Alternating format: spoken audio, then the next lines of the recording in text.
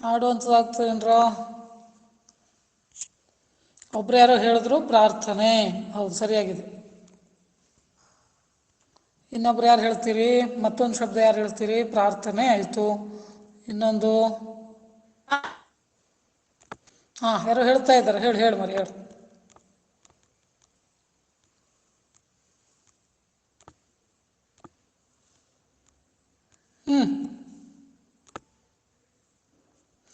विनंती ಅಂತ ಆಗ್ತದೆ. दूसरा शब्द क्या है? विनंती ಅಂತ ಆಗ್ತದೆ. और कोई शब्द ಬೇಡಿಕೆ ಅಂತ ಆಗ್ತದೆ ಅಥವಾ ಕೋರಿಕೆ ಅಂತಲೂ ಆಗ್ತಾ ಇದೆ. ಒಂದು ಪ್ರಾರ್ಥನೆ, ವಿನಂತಿ, ಕೋರಿಕೆ ಅಥವಾ ಬೇಡಿಕೆ, ಇವಿಷ್ಟು ಸಮಾನಾರ್ಥಕ ಶಬ್ದಗಳು ಪ್ರಾರ್ಥನೆಗಿರುವಂಥದ್ದು.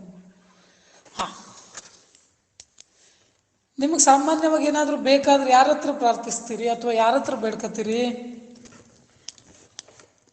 आपको किसी भी चीज़ की ज़रूरत है तो आप सीधा जाकर किसी से प्रार्थना करते हैं? भगवान। सीधा भगवान के पास जाएंगे आप। देखिए, आपको कुछ चीज़ें चाहिए, आप सीधा भगवान से प्रार्थना करेंगे ऐसा तो नहीं है।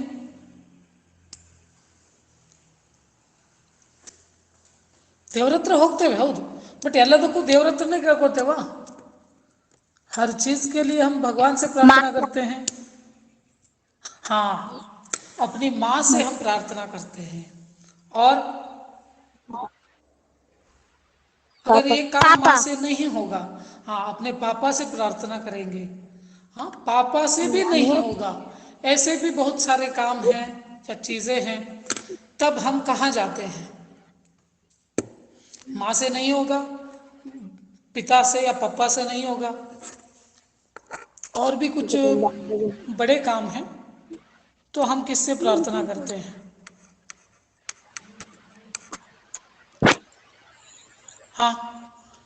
ಏನೋ ಒಂದಿದೆ, ತಂದೆ ತಾಯಿಯವ್ರ ಹತ್ರ ಆಗೋದಿಲ್ಲ ಅಂತ ತಿಳ್ಕೊಳ್ಳಿ, ಇನ್ನೂ ಏನೋ ಸ್ವಲ್ಪ ದೊಡ್ಡ ಕೆಲಸ ಅದು. ಆಗ ನಾವು ಯಾರ ಹತ್ರ ಹೋಗ್ತೇವೆ?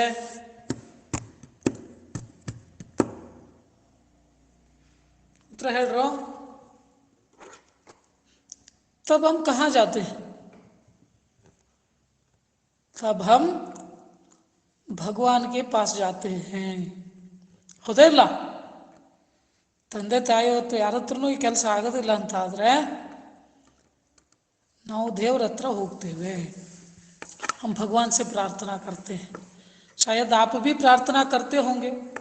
दिन में कितनी बार आप भगवान से प्रार्थना करते हैं? दिन में, एक दिन में आप कितनी बार भगवान से प्रार्थना करते हैं? माँ बाप के पास तो बहुत सारे बार करते हैं हम, तो छोड़िए, लेकिन भगवान के पास हम दिन में कितनी बार प्रार्थना करते हैं? कोई बता सकते हैं? ಯಾರಾದರೂ ಉತ್ತರ ಹೇಳಿ ನೋಡಿ. ಉತ್ತರ ಹೇಳಿದ್ದು ಕೂಡ ಇಲ್ಲಿ ಕೌಂಟ್ ಆಗ್ತದೆ. ನಿಮ್ಮ ಮಾರ್ಕ್ಸ್ ಎಲ್ಲ ಕೊಡ್ಲಿಕ್ಕೆ ಕೊನೆಗೆ ಹೆಲ್ಪ್ ಆಗ್ತದೆ ಅದು. ನೀವು ಉತ್ತರ ಕೊಡ್ಬೇಕು. ನಿಮ್ಮ ಅಟೆಂಡೆನ್ಸ್ ನೋಡಿ, ಕೊನೆಗೆ ಸ್ಕ್ರೀನ್ ಶಾಟ್ ಕಳಿಸ್ತೇನೆ. दो बार. तरुण ने 2 बार कहा और लोकेश ने 3 बार कहा. कम से कम हम क्या है, हिंदू धर्म के लोग 2 बार तो भगवान से प्रार्थना करते हैं, और इस्लाम के लोग तो दिन में 5 बार करते हैं. आपको पता रहा होगा, मुस्लिम या मुसलमान दिन में 5 बार करते हैं भगवान से प्रार्थना, और ईसाई लोग भी, क्रिश्चियन कहते हैं ना, वे भी भगवान से प्रार्थना करते हैं. तो मेरा प्रश्न ये है, आप भगवान से क्या क्या प्रार्थना करते हैं? कोई बता सकते हैं? कन्नड़ में भी चलेगा. आप भगवान से क्या प्रार्थना करते हैं?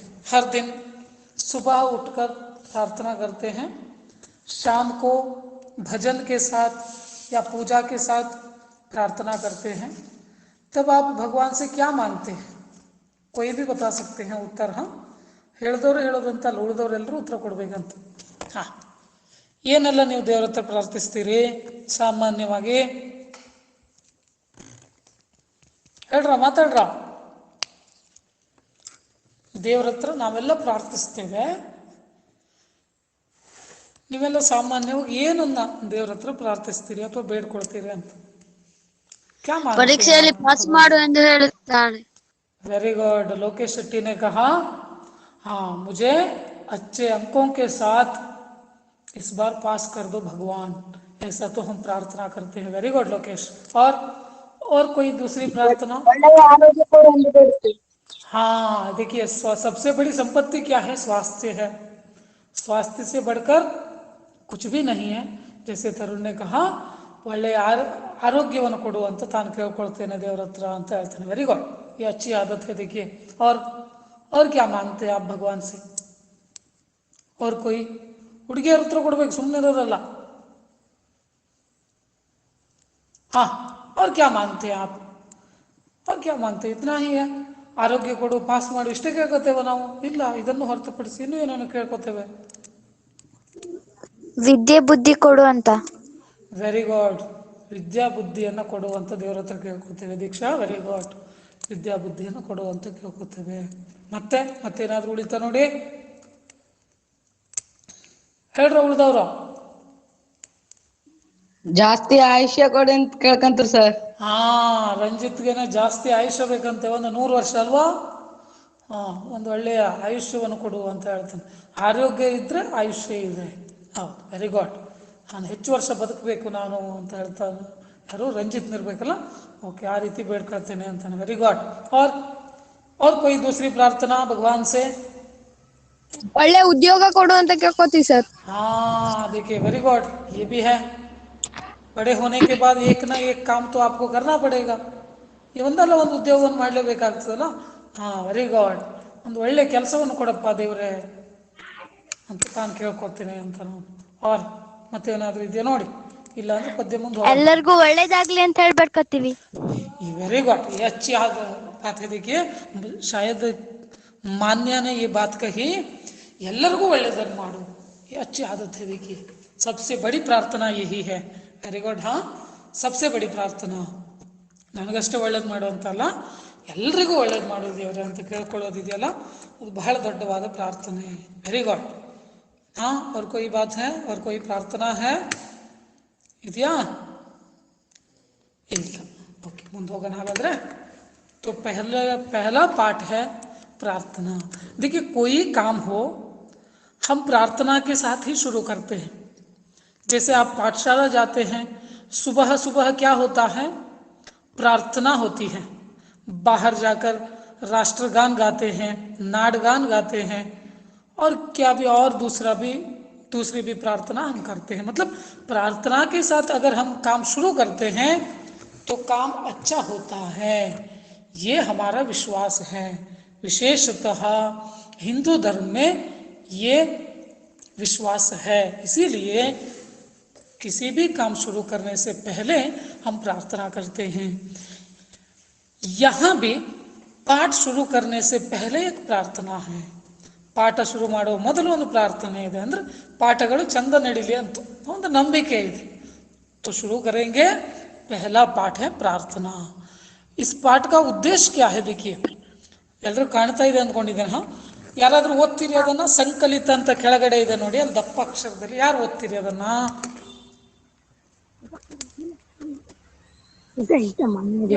ಹಾಂ, ಮಾತಾಡಬಾರ್ದು, ಮಾತಾಡುವಾಗ ಮೈಕ್ ಆಫ್ ಇಟ್ಕೊಳ್ಳಿ। ನೀವು ಹೇಳಿದ್ ಓದ್ತೀರಿ ಅಂದ್ರೆ ಮಾತ್ರ ಮೈಕ್ ಆನ್ ಮಾಡಿ। ಯಾರು ಓದ್ತೀರಿ ನೋಡಿ? ಓದಿದ್ರೆಲ್ಲ ಅಟೆಂಡೆನ್ಸ್ ಕೌಂಟ್ ಆಗ್ತದೆ। ಹಾಂ, ಯಾರು ಓದ್ತೀರಿ? ಮಾನ್ಯ ಓದ್ತೇನೆ? ಮಾನ್ಯ ಇಬ್ಬರಿದ್ದಾರೆ ಇರ್ಬೇಕು। ಹಾಂ ಹಾಂ, ಮಾನ್ಯ ಓದು। मनुष्य जीवन में मनुष्य जीवन में सद्भाव का प्रधान स्थान है। छोटे बड़े का भेदभाव न रखते हुए भेदभाव न रखते हुए सबके साथ मिलजुल कर रहना चाहिए। किसी का अपमान नहीं करना चाहिए और अपने देश के प्रति अभिमान रखना चाहिए। हाँ, वेरी गुड। हाँ, मान्य ने एक बार पढ़ा, मैं एक बार पढ़ लेता हूं, आप ध्यान से सुन लीजिए।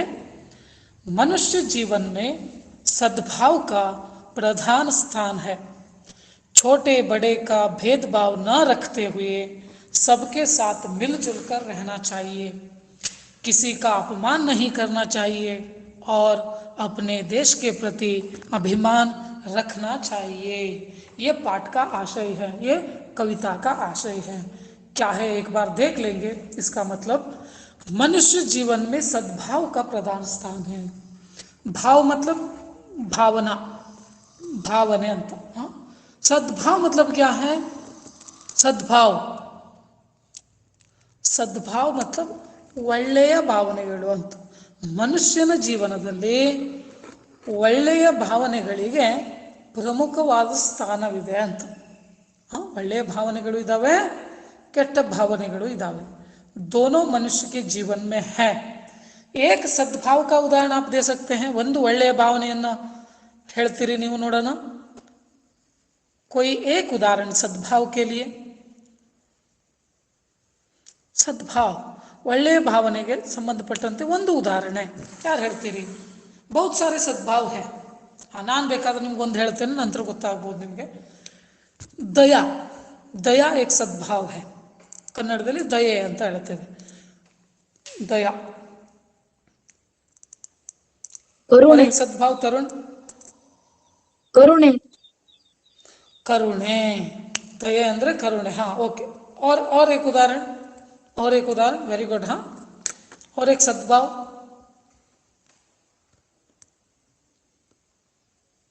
अरे सिर्फ दो ही सद्भाव है, एक दया और एक करुणा. अरे बहुत सारे सद्भाव है. उदाहरण के लिए प्यार, प्यार मतलब प्रीति, प्रीति. हाँ, और एक सद्भाव ಇನ್ನೊಂದು ಉದಾಹರಣೆ ಹೇಳಿ ನೋಡೋಣ. देखिए, एक तरुण ने दिया उदाहरण, दो मैंने दिए. दया, करुणा, प्यार और एक सद्भाव. अरे बहुत सारे सद्भाव है. परोपकार, परोपकार, सहकारिता, अनुकंप, बहुत सारे सद्भाव हैं. और भी आप उदाहरण दे सकते हैं. तो छोड़िए, दुर्भाव कौन कौन से हैं? ಕೆಟ್ಟ ಭಾವನೆಗಳು ಇದ್ದಾವೆ ಮನುಷ್ಯನ ಜೀವನದಲ್ಲಿ. ಮನುಷ್ಯನಲ್ಲಿ ಒಳ್ಳೆಯ ಭಾವನೆಗಳು ಉಂಟು, ಕೆಟ್ಟ ಭಾವನೆಗಳು ಉಂಟು. ಒಳ್ಳೆಯ ಭಾವನೆಗಳನ್ನು ನಾವು ನೋಡಿದ್ವಿ ಈಗ. ಪರೋಪಕಾರ ಇರ್ಬೋದು, ದಯೆ ಇರ್ಬೋದು, ಅನುಕಂಪ ಇರ್ಬೋದು, ಪ್ರೀತಿ ಇರ್ಬೋದು, ಸ್ನೇಹ, ಸ್ನೇಹ जैसे आप दोस्ती बताते हैं, स्नेह ये भी सबसे अच्छा सद्भाव है, स्नेह. तो वैसे ही कौन से दुर्भाव हो सकते हैं, कौन कौन से हो सकते हैं? एक उदाहरण, ಕೆಟ್ಟ ಭಾವನೆಗಳಿಗೆ ಒಂದು ಉದಾಹರಣೆ ಕೊಡಿ.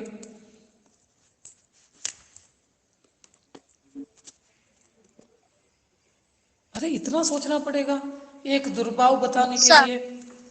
हाँ, क्या है लोकेश? गुस्सा, गुस्सा. Very good. गुस्सा, झूठ, गुस्सा मतलब सिट्टू, झूठ. वेरी गुड, किसी ने कहा. हाँ, झूठ. ठीक है, ये भी एक दुर्भाव है. Very good. हिंसा, हिंसा, हिंसा. वेरी गुड तरुण. और क्या दुर्भाव है? और क्या है बता सकते हैं आप?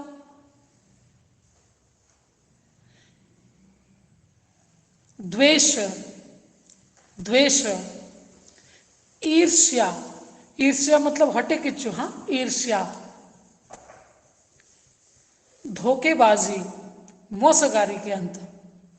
हाँ, ऐसे बहुत सारे शब्द आप उदाहरण के रूप में दे सकते हैं.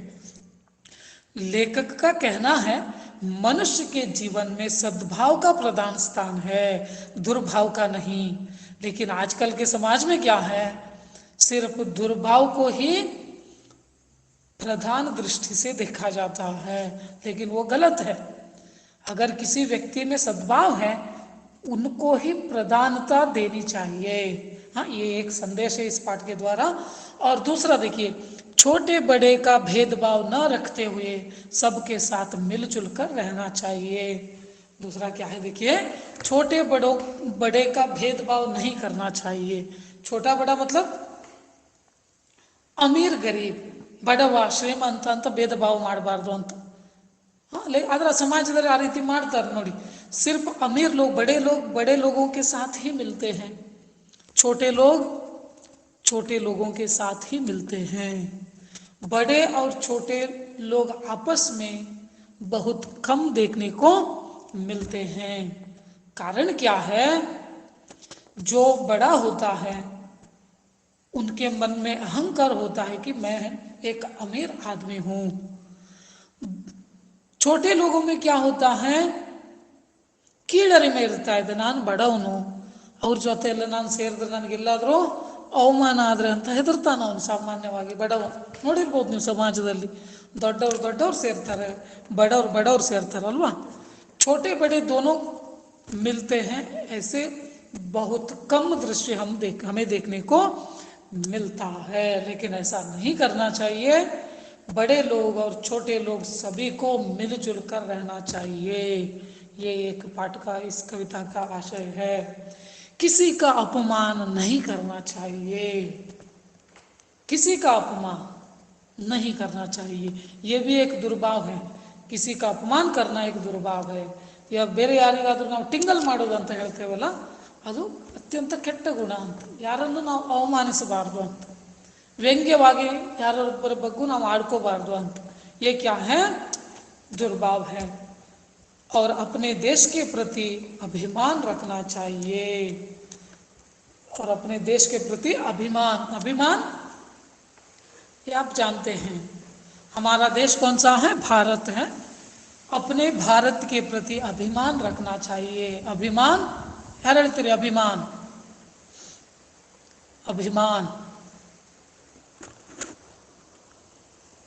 अभिमान इसका मतलब क्या है? अभिमान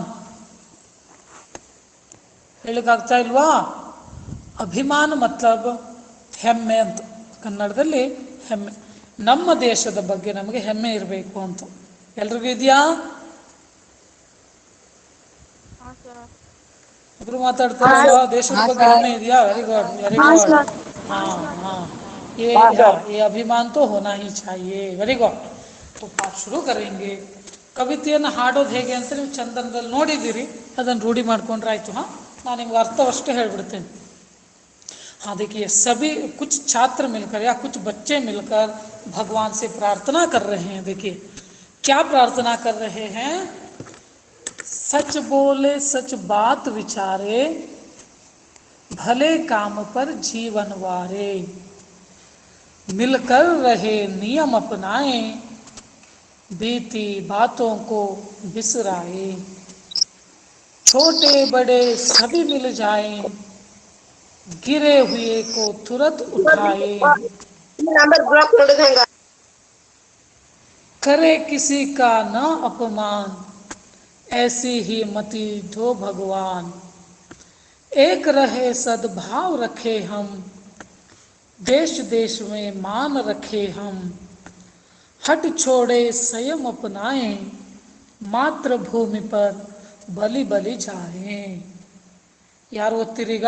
4 ಲೈನನ್ನೇ ಒಬ್ಬೊಬ್ರು ಓದೋದು. ಯಾರು ಓದ್ತೀರಿ? ಬೇರೆ ಉಳಿದವರು ಉತ್ತರ ಕೊಡದಿದ್ದವರೆಲ್ಲ ಪ್ರಯತ್ನ ಮಾಡ್ಬೋದು. ಯಾರು ಓದ್ತೀರಿ? 4 ಲೈನ್ ಓದಿದ್ರೆ ಆಯ್ತು, ತಪ್ಪಿಲ್ದಿದ್ದಾಗೆ 4 ಲೈನ್, 4 ಸಾಲುಗಳನ್ನು ಓದಿದ್ರೆ ಆಯ್ತು. ಯಾರು ಓದ್ತೀರಿ?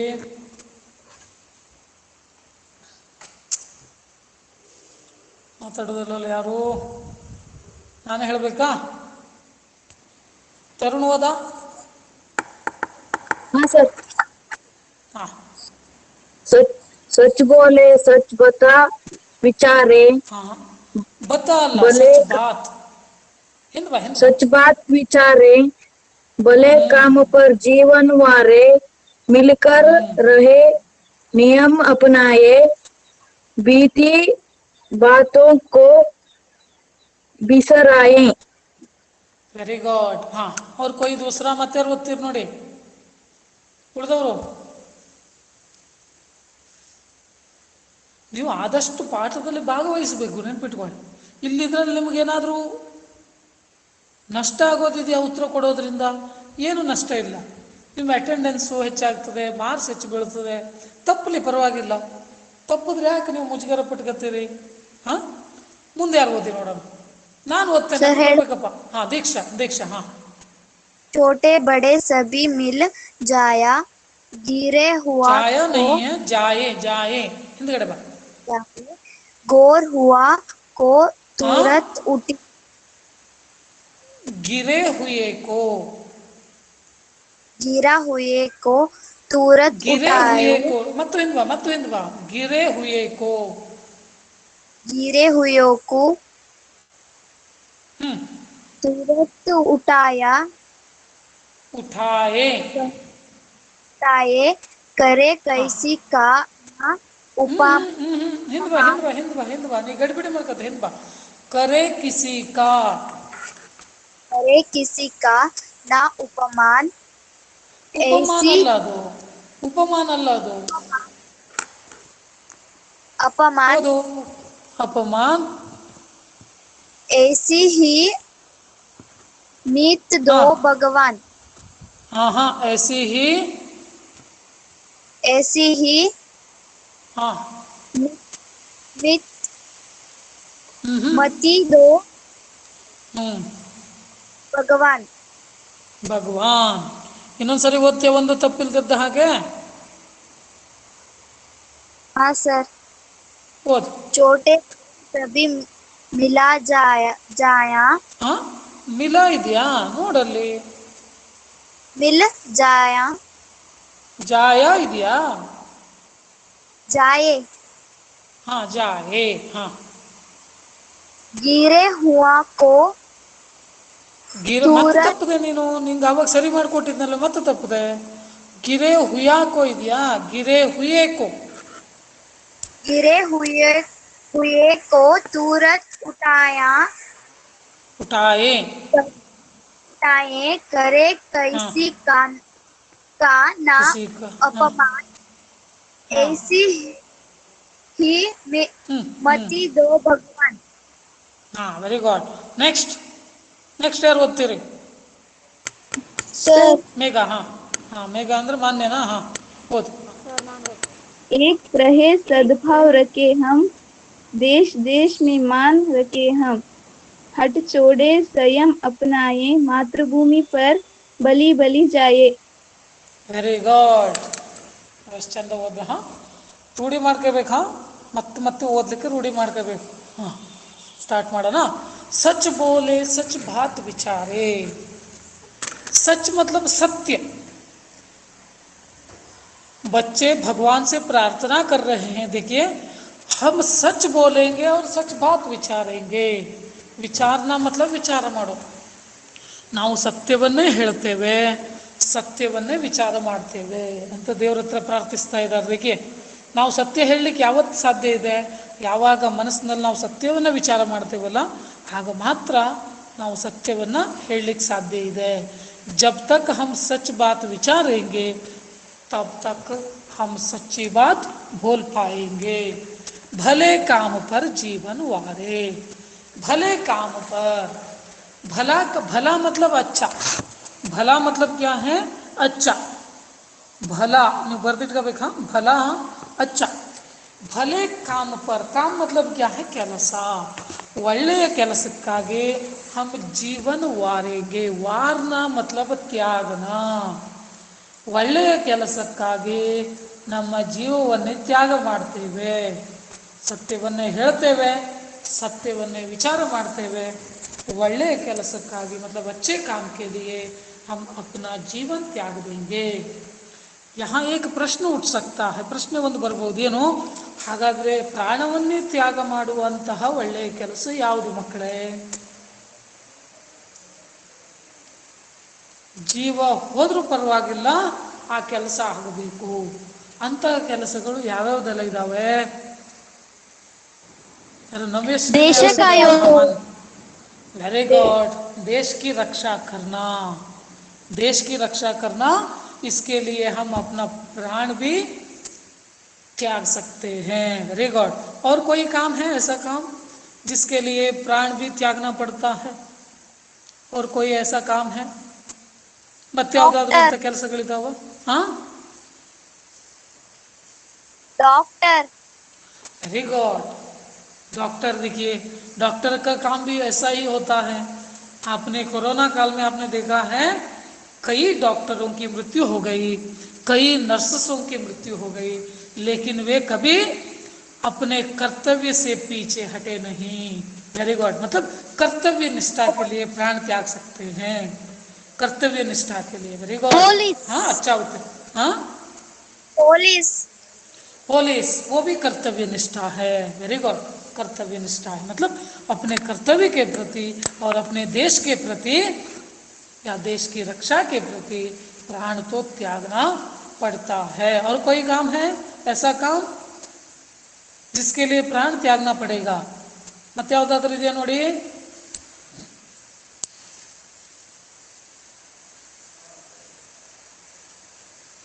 ಇನ್ನೊಂದಿದೆ, ನಮ್ಮ ಕುಟುಂಬದ ರಕ್ಷಣೆ। अपने परिवार की रक्षा के लिए भी कभी कभी जीवन त्यागना पड़ता है, ಹೌದಾ ಇಲ್ವಾ? ಕೆಲವೊಂದು ಸಾರಿ ನಮ್ಮ ಕುಟುಂಬದ ರಕ್ಷಣೆಗಾಗೂ ಪ್ರಾಣ ತ್ಯಾಗ ಮಾಡುವಂತಹ ಸಂದರ್ಭಗಳು ಒದಗಿ ಬರ್ತವೆ. ಸಾಮಾನ್ಯವಾಗಿ ನೋಡಿರ್ತೀರಿ ನೀವು, ಮಗನನ್ನು ಉಳಿಸ್ಕೊಳ್ಳಿಕ್ಕಾಗಿ ತಾಯಿನೇ ಪ್ರಾಣ ತ್ಯಾಗ ಮಾಡುವಂಥ ಸನ್ನಿವೇಶವನ್ನೆಲ್ಲ ನೀವೆಲ್ಲಾದರೂ ಟಿ ವಿಯಲ್ಲೋ ಎಲ್ಲಾದರೂ ಸಮಾಜದಲ್ಲಿಯೋ ಘಟನೆಯನ್ನು ನೋಡಿರ್ತೀರಿ.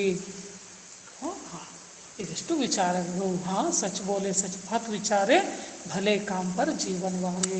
ಇಲ್ಲಿಗೆ ಮುಗಿಸೋಣ. 2:31 ಆಯ್ತು. ಹಾಂ, ನಾನು ನಿಮಗೆ ಪ್ರಶ್ನೆಯನ್ನು ಅಸೈನ್ಮೆಂಟ್ ಅಂತ ಇದೆ ಟೀಚಿಂಗ್ ಆ್ಯಪಲ್ಲಿ, ಟೀಚ್ಮೆಂಟ್ ಆ್ಯಪಲ್ಲಿ, ಅಲ್ಲಿ ಹಾಕಿರ್ತೇನೆ, ಟೈಮ್ ಹಾಕಿರ್ತೇನೆ, ನೀವು ಬರ್ಕೊಂಡು ಅಲ್ಲೇ ಅಪ್ಲೋಡ್ ಮಾಡಿದ್ರೆ ಆಯ್ತು.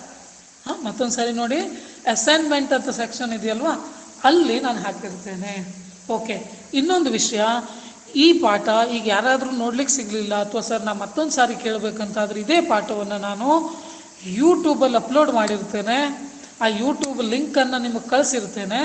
ಈ ಫಸ್ಟ್ ಲಿಂಕ್ ಬಂದ ಕೂಡಲೇ ನೀವು ಸಬ್ಸ್ಕ್ರೈಬ್ ಮಾಡ್ಕೊಳ್ಳಿ, ಮತ್ತು ನೋಟಿಫಿಕೇಷನ್ ಬೆಲ್ ಐಕಾನ್ ಇದೆಯೋ ಅದನ್ನು ಕ್ಲಿಕ್ ಮಾಡ್ಕೊಳ್ಳಿ. ನೆಕ್ಸ್ಟ್ ನಾನು ಪಾಠ ಅಪ್ಲೋಡ್ ಮಾಡಿದ್ದೆಲ್ಲ ಅಲ್ಲಿ ಸಿಗ್ತಾ ಇದೆ. ಇಲ್ಲಿ ಮಿಸ್ ಆದವರು ನೋಡ್ಬೋದು, ಇಲ್ಲಿ ಪಾಠ ಅರ್ಥ ಆಗದಿದ್ರು ಇನ್ನೊಂದು ಸಾರಿ ಅಲ್ಲಿ ಹೋಗಿ ನೋಡ್ಬೋದು ಅಂತ. ಯೂಟ್ಯೂಬ್ ಲಿಂಕ್ ಹಾಕ್ತೇನೆ, ಸಬ್ಸ್ಕ್ರೈಬ್ ಮಾಡಿಕೊಂಡ್ರೆ ಆಯಿತು. ಮತ್ತೇನಾದರೂ ಡೌಟ್ ಇದ್ದರೆ ಕೇಳಿ, ಪಾಠ ಮುಗಿಸೋಣ. ಏನಾದರೂ ಡೌಟ್ ಇದೆಯಾ? ಒಂದು ಪ್ಯಾರ ಆಯಿತು, 2 ಲೈನ್ ಅಷ್ಟೇ ಆಯಿತು, ಮುಂದಿನ ಕ್ಲಾಸಲ್ಲಿ ನೋಡೋಣ. ಏನಾದರೂ ಡೌಟ್ ಇದ್ದರೆ ಕೇಳಿ. ಸರ್ ಹೌದು ಏನಿದೆ ಹೇಳಿ. ಸರ್, ನೋಟಿಸ್ ಬೋರ್ಡ್ ಅಲ್ಲಿ ನೀವು ಬರೋದು ಹಾಕಿರೋದು ನಮಗೆ ಗೊತ್ತಾಗ್ಲಿಲ್ಲ. ನೋಟಿಸ್ ಬೋರ್ಡಲ್ಲಿ ಬರೆಯೋದಿತ್ತು. ಇಲ್ಲ, ನಾನು ಬರೀಲಿಲ್ಲ ಯಾವುದನ್ನು. ಸರ್ ನೀವು ಕಳಿಸಿದ್ರಲ್ಲ ಬರೆಯಿರಿ ಅಂತ ಹೇಳಿರಿ. ಓ, ಯಾವುದು? ಅಲ್ಲಿ ಸೇತು ಬಂಧನ. ಹಾ ಸೇತು ಬಂದ ಬೇಡ ಈಗ ಸದ್ಯ. ನೀವು ಏನು ಮಾಡೋದು ಬೇಡ. ಇಷ್ಟು ನಾನೀಗ ಪಾಠ ಸ್ಟಾರ್ಟ್ ಮಾಡಿದ್ದೇನಲ್ವಾ, ಪಾಠದ ಹೋಮ್ವರ್ಕ್ಗಳನ್ನು ನೀವು ಮಾಡಿದ್ರೆ ಆಯಿತು, ಅಲ್ಲಿ ಅಪ್ಲೋಡ್ ಮಾಡಿದ್ರೆ ಆಯಿತು. ಸೇತು ಬಂದದ್ದು ನಿಮಗೆ ಗೊತ್ತಿರಲಿ ಅಂತ ಹಾಕಿಟ್ಟಿದ್ದು ನಾನು, ಹೋಮ್ವರ್ಕ್ ಮಾಡಿ ಅಂತ ಹಾಕಲಿಲ್ಲ ಅದನ್ನು. Very good. ಹಾಂ, ಕೇಳಿ ಚಲೋ ಆಯಿತು. ಯಾವುದು ಹೋಮ್ವರ್ಕ್ ಮಾಡೋದಿಲ್ಲ ಅದು. ಈಗ ನಾನು ಪ್ರಶ್ನೆಗಳನ್ನು ಹಾಕ್ತೇನೆ, ಅಸೈನ್ಮೆಂಟ್ ಅಂತಲ್ಲಿ ಹಾಕಿರ್ತೇನೆ, ಅದನ್ನು ನೋಡಿ ಬರೆದ್ರೆ ಆಯಿತು. ಹಾಂ, ಓಕೆ. ಈಗ ನಾನು ಪಾಠದ PDF ಕಾಪಿಯನ್ನು ಶೇರ್ ಮಾಡಿದ್ದೆ, ನಿಮಗೆಲ್ಲ ಡೌನ್ಲೋಡ್ ಮಾಡ್ಕೊಂಡಿದ್ರಾ? ಅಲ್ಲಿ ಸ್ಟಡಿ ಮಟೀರಿಯಲ್ ಅಂತ ಇದೆ ಅಷ್ಟೇ, ಟೀಚಿಂಗ್ ಆ್ಯಪಲ್ಲಿ, ಟೀಚ್ಮೆಂಟಲ್ಲೇ ಸ್ಟಡಿ ಮಟೀರಿಯಲ್ ಅಂತ ಇದೆ, ಅಲ್ಲೂ ಹೋಗಿ ನಾನು ನಿಮಗೆ PDF ಕಾಪಿಯನ್ನು ಹಾಕಿದ್ದೇನೆ. ಯಾರ ಹತ್ರ ಪುಸ್ತಕ ಇಲ್ವೋ ಅವ್ರು ಡೌನ್ಲೋಡ್ ಮಾಡ್ಕೊಳ್ಳಿ, ನಿಮ್ಗೆ ಅನುಕೂಲ ಆಗುತ್ತೆ. ಮತ್ತೇನಾದರೂ ಡೌಟ್ ಇದೆಯಾ? ಯಾರಾದ್ರು ಡೌಟ್ ಇದ್ರೆ ಕೇಳಿ. ಹಾಂ, ಹೇಳಿ ಹೇಳಿ ಹೇಳಿ ಯೋಗೇಶ್. ಯೋಗೇಶ್ ಕೇಳು, ಏನು ಡೌಟ್ ಇದೆ ಕೇಳು. ಯೋಗೇಶ್ ಮಾತಾಡೋ. ಯೋಗೇಶ್, ಹಾಂ ಸರ್. ಹಾಂ ಮಾತಾಡು ಮಾತಾಡು ಮಾತಾಡು ಮಾತಾಡು ಯೋಗೇಶ. ಹಾಂ ಏನೋ ಮಾತಾಡಿ ಡೌಟ್ ಇದೆ ಅಂದಲ್ವಾ, ಕೇಳ, ಡೌಟ್ ಕೇಳ. ಡೌಟ್ ಇಲ್ವಾ? ಇಲ್ಲ. Okay okay okay. ಹಾಗಾದ್ರೆ ಕ್ಲಾಸ್ ಮುಗಿಸೋಣ. ಏನಾದರೂ ಡೌಟ್ ಇದ್ದರೆ ನೀವು ವಾಟ್ಸಪ್ ಮಾಡಿ, ನಾನು ಅಲ್ಲಿ ನಿಮ್ಗೆ ರಿಪ್ಲೈ ಹಾಕ್ತೇನೆ. ಹಾಂ, ಓಕೆ. ಮುಂದಿನ ತರಗತಿಯಲ್ಲಿ ಮತ್ತೆ ಹಾಜರಾಗೋಣ. ಎಲ್ರಿಗೂ ಧನ್ಯವಾದ. ಹಾಂ, ಓಕೆ, ಎಕ್ಸಿಟ್ ಆಗಿ.